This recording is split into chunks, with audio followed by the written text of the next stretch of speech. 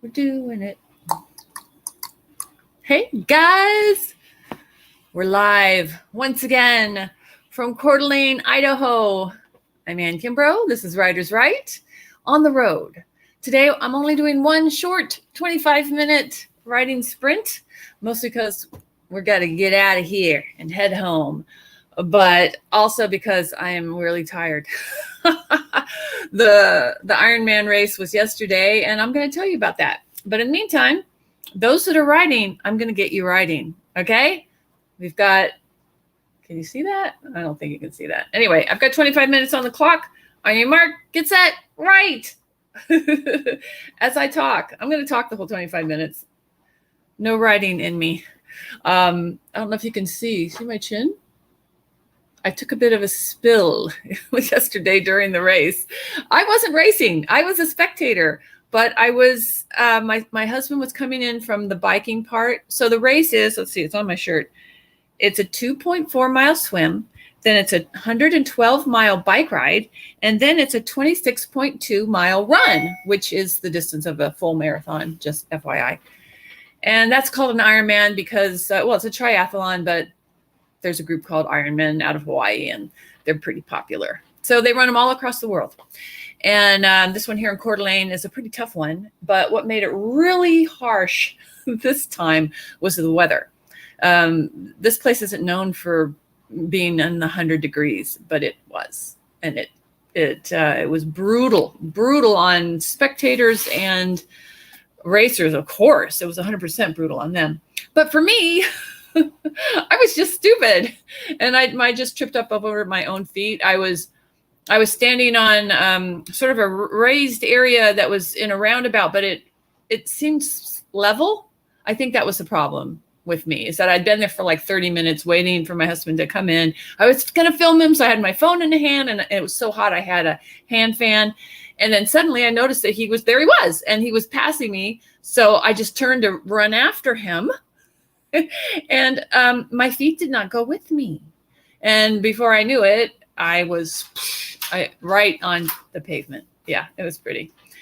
Mostly my knee hurts today. And I guess I was just really lucky that I didn't break anything, and I hit myself in the right spot on my chin. So anyway, outside of that, it was a really harsh, hot race for everyone doing the try. My husband's here. He wants to say hi.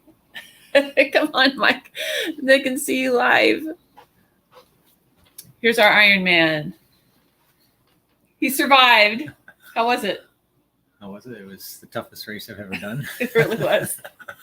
Plus, I wasn't 100%. Yeah, he wasn't feeling 100%. Thanks for popping in. Yeah, but he survived. You can see he's like walking and talking. But, gosh, there was a moment last night we weren't sure. He was okay, though. He's tough. He's a tough guy.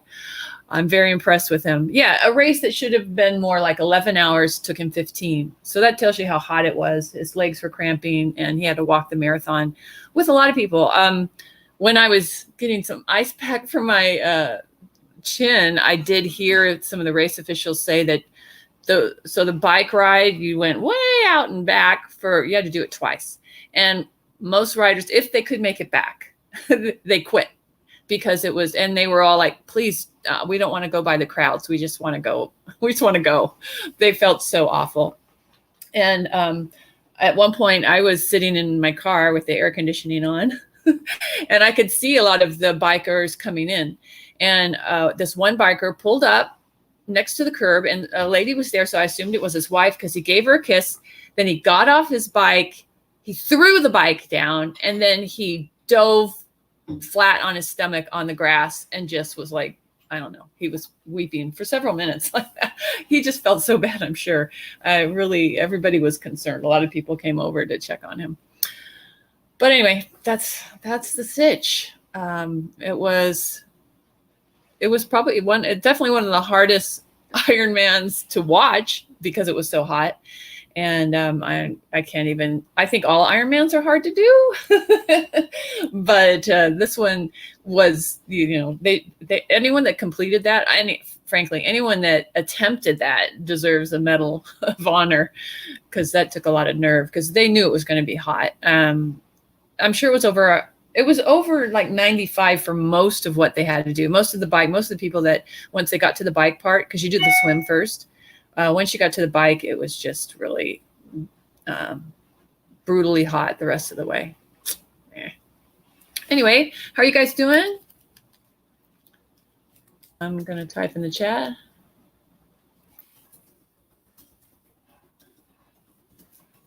Like Joey, how you doing? What are you guys working on today? I mean, I have used this trip to do a lot of writing, so I feel great about that. I've been working on the screenplay. Let me see. I'm just going to double check to see if anyone can hear me. Because you never know. Oh, I am live. Am I talking? Yeah, I am. I can't hear me big time. Let's see. Still got 20 minutes in this writing spread for anyone playing along who's actually writing. Yeah, is anyone else working on a true life story? It's really kind of interesting. And I've been really delving into the whole aspect of how much is true in true life stories. Because no matter what, a human life just spans so much time. And so obviously telling it in an hour and a half or to 2 hours is never gonna, no one lives that kind of life. Allie, hi, how are you? If you joined me a little late, I fell and I hit my chin. I went kunk, blood. It was a horror story, but I'm okay. My knee hurts more than my chin. My ego hurts the most because it was really stupid. But things happen. If you want the full details, watch the replay. I talked about it enough. But how are you? What's happening with your school? Are you going to go back, and when are you going to be able to finish those classes? I know that you have to test out, and that's when it costs. Thanks for the hugs. Yeah. Luckily, I didn't break anything, so I feel really lucky. It could have been really bad. I could have been coming you with my jaw tied up and with a wire. So let's just say I know how to take a hit. I mean, I feel like I got boxed, but it was just me and the ground. But we're heading home today, and I'm just going to enjoy it. So the sad part is that I had scheduled us to stay at this really nice hot springs, and we'll be there, but we're not going to be doing the hot springs because my knee, I'm still icing it. I couldn't put it in anything hot. And my husband, I mean, my gosh, he's so sunburned. His legs, your legs could probably use the hot water. Maybe you could go in the cool part. Allie, did you see my husband? You got to come back over and say hi to Allie. Hoping to take 3 classes. All right, cool. Allie, here's my husband, Mike. I can't see you, but you can see me. He's cute, isn't he? Anyway, yeah. So the hot springs, we're gonna go look at them. We'll stick a foot in, maybe a toe. He might get in. I could get one leg in. Well, I don't think the cool part's going to be that cool, but I wanted to get into the mineral water and the healing. Yeah. Allie says hi. So I don't know. Anyway, what has been really fun about this trip is that, for one thing, Mike came and he did it. Man, gosh, talk about being an Ironman. He completed that race. I don't know how. I don't know how. There were multiple times along the way, I'm sure he talked to himself about stopping. And if I had been there at those moments, maybe that's why I fell. So I couldn't tell him, yeah, you should quit. Because I probably would have if I had a hint that he was even thinking about it. It was so bloody hot. It was hot to stand there for 10 minutes and just watch it. I mean, and I'm used to the heat, but this heat was also quite oppressive. It's for us, we don't get a lot of humidity. And it just kind of like hung in the air, and there was no wind, absolutely nothing.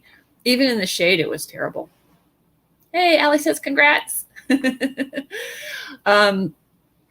So it'll be fun to just go back. And we've been really good, I think, on this trip to stop along the way. And like we saw the Potato Museum. There's some other museum along the way, some forts. There's a lot of forts in this part of the world. I guess that was what was first here. So those historic sites still exist. And Huckleberry is a big thing. I can't tell you how many Huckleberry lemonades I've had, but there was one spot that we saw a sign for and we missed coming because we stopped at a different place. They have Huckleberry shakes. So we are going to get one of those today. So that's why I'm only doing 1 25-minute sprint. So for those of you that are playing along, you got about 15 minutes left.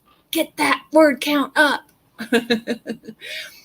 Well, Allie, congrats on at least you're going to prepare for your classes. I think that's smart. If you can think how fast and how good you'll be in the classes if you prep. It's still the math stuff, right?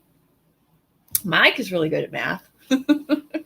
He helped get our son through high school math for sure. I helped with English. Oh, man. Anyway, outside of that, I actually brought, I showed you those books I need to read for my paranormal cozy mysteries.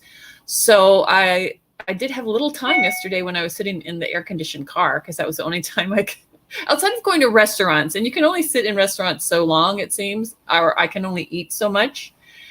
So I would, twice I'd go, because the car was parked nearby, I would sit in the car and run the engine and run the air. That felt so deliciously decadent. But it did keep me alive.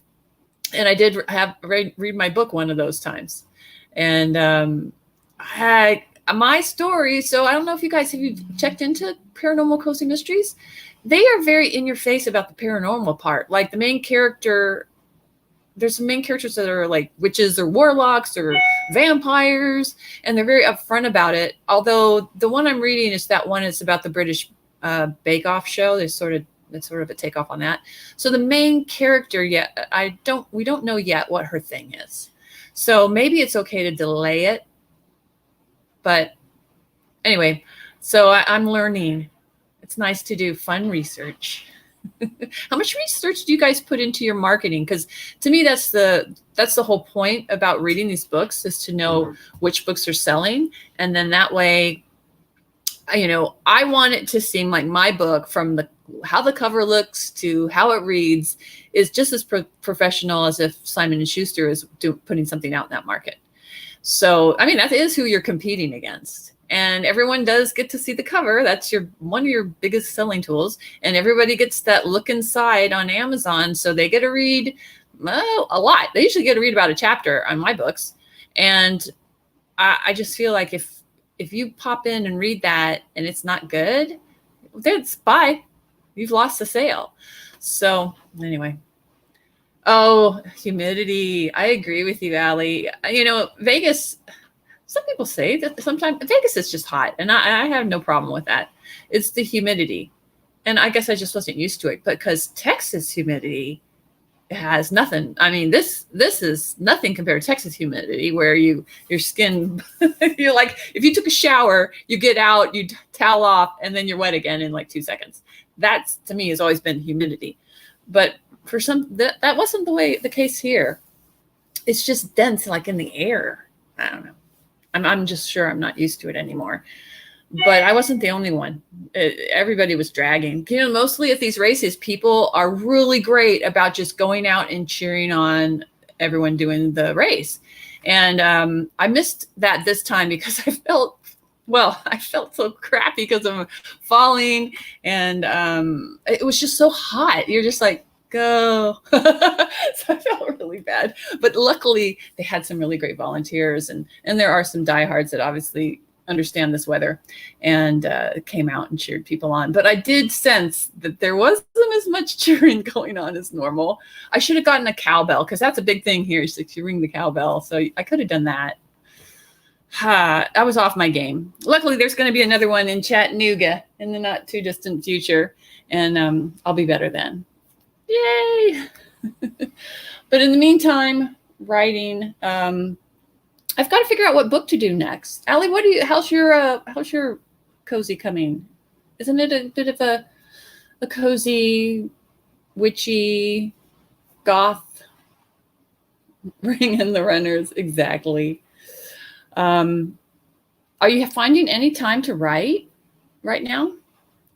I know that you've got a lot on your plate. I'm I mean, that's the hardest thing. How do you find time to write when you are so busy?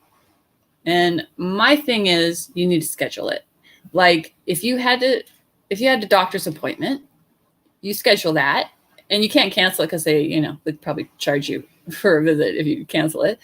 So you need to sort of have that kind of mentality with your writing. You have to schedule it like it's a doctor's appointment, and then hopefully you tell a few people that this is it. And if you schedule something, then you won't let other things knock it out of your schedule, your things to do. I do right when you're avoiding schoolwork. That's not good on 2 levels, maybe. I don't know. Oh, right. How many books are you writing at once? You need to focus, Missy. I know that problem. I do that. So I speak from knowledge on that one. At night. Oh, cool. Do you have some other YouTubers that are writing sprint kind of things? There seem to be a lot, but that's why this is recorded. You can watch it at any time. And if you've already listened to me babble, you can just go, oh, but this is sort of such a stripped down version. I don't have my millions, huh? I don't have my music. I don't have my timers, but I got 9 minutes left. Anyway, I'm glad that you find your space to write. It's hard with a kid too, and obviously a full-time job. I used to write at lunchtime. And throughout the day when I was working, I would just come home with like little slips of paper in my pockets with like ideas. And they seemed like so brilliant when you were in the middle of a job and I go, oh yeah, I got it. Oh, that triggered a memory. I'll write that down. You put it in your pocket, you read it at night, and you're like, I don't know what I was thinking. Oh yeah, how's the job search? Are you still searching for a job? Those stupid amusement park people. Yeah, when I get back, so I did take the time on this trip. I obviously had a lot of driving time where I was just the passenger, and I was able to, I came up with like, I want to say 52 things I have to do for the podcast launch, which I pushed it back a week. So it's more like July 24th. Don't hold me to that. I'll tell you. I'll warn you when it is, because I want you to check out this new podcast about scary stories. Anyway, yeah, I've got a long list of all these things to do to promote it. That's going to be like a huge goal coming up. Oh, good. Well, see, I told you that there's a reason why stuff like that happens. Sometimes it's good to be fired. If you're fired, can you get unemployment there? I mean, that's how it works in the States, right? If you just left, you couldn't. But if you're fired, you could. But I guess what reminds me of your amusement park thing is I've had several very awful stories in our scary stories about accidents that have happened at amusement parks. It is awful ones. Like, a girl on one of those shots that goes up and bounces, that how the cable snapped and it sliced her feet off, like just above the ankle.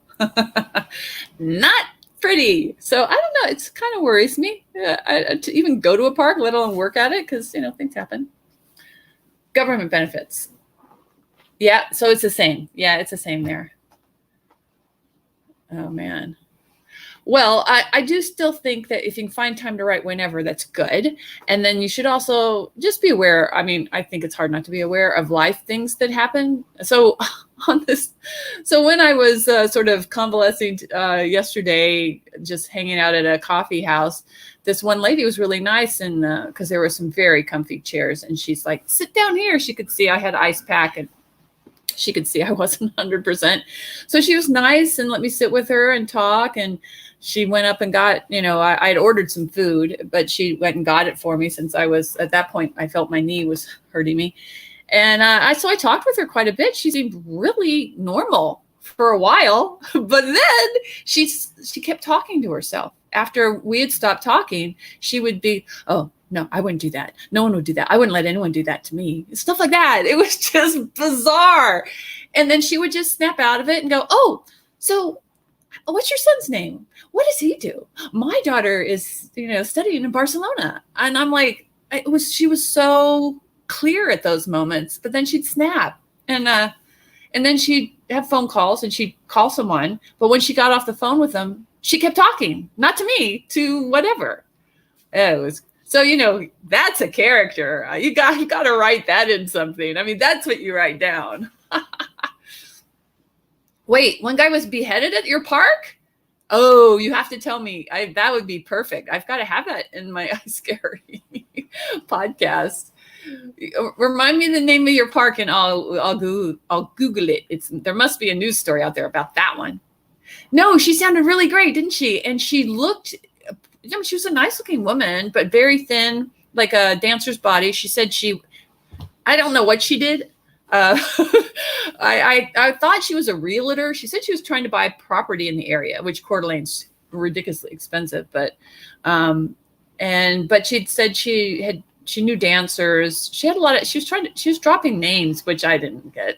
But I mean, I knew who she was talking about, but I didn't know if she knew them. Then it would sound like she knew somebody that knew them. And I think she was a choreographer of some sort. That's what she said. She said she wasn't a dancer. She can't imagine just saying you're a dancer. I mean, really, I do have to sit down and write it down. Pleasure Beach. That's seriously the name of amusement park? That sounds like that sounds like something sexy. Like Hugh Hefner would be hanging out. I'm going over to Pleasure Beach today. Really? And that's in England somewhere? How can you stand up on an outdoor roller coaster? Oh my gosh. How did he stand up? And his head fell off? Well, I have a feeling. How much do you think you'd see of your head falling off? I remember when I was falling yesterday. I remember the only thought was, it just happens so suddenly. You're just like, oh man, I'm going to hit the ground. And I think it dawned on me that my face was going to hit the ground, and I pulled up, and then I felt my chin hit. So maybe he's got a minute of where he just sees stuff as, do you think it registers? The brain is up there with the optic nerve. So do you think he just saw something while his head was falling? That's really gross. But I think it's a really good topic for my podcast. So thank you. He slipped the restraint. Well, that's on him. That's on him. I'm going to take a note of that. Pleasure Beach. Beheading on a roller coaster. Wow. So I'm assuming nobody was riding with him, but what about the other people? Where does the head go? What about at least when they stop? And then you worry a lot about the people that work there that, somebody's got to clean that up. That's messy. Yikes. And who knew something was wrong first?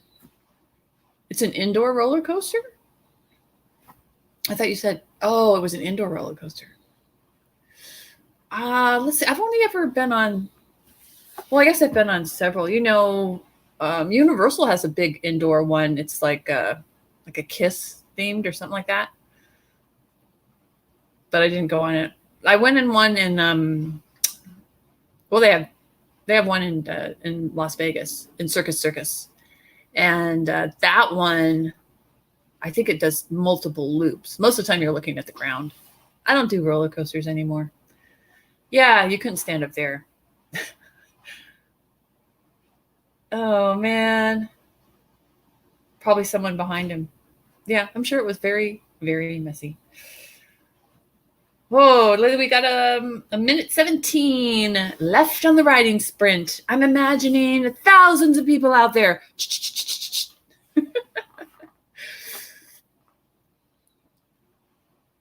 Did they sell what? They sold the park? I don't care if it doesn't exist anymore. That doesn't matter. So if they sold the park, did it become another did someone else them buy it? Obviously, if they sold it and they just renamed it. Well, any name would be better than Pleasure Beach. I'm sorry. That doesn't sound right. That had to be somebody named that in like the 70s. Oh, they sold the ride. Well, I would just like take it out. They sold the roller coaster. How do you do that? Do you just break it down and ship it somewhere else and hope someone there doesn't know they could slip the restraint? Oh, wow. Okay, it's ancient. Oh, 125 years. I don't know. I didn't know they had amusement parks back that far. Too funny.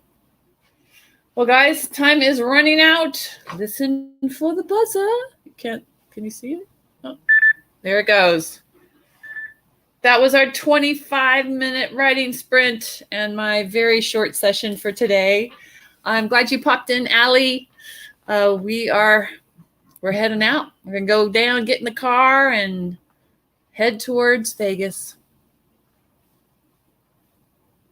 Anyway, I thank you so much for popping in. It's good to see you, Allie. And I hope somebody had some writing fun today.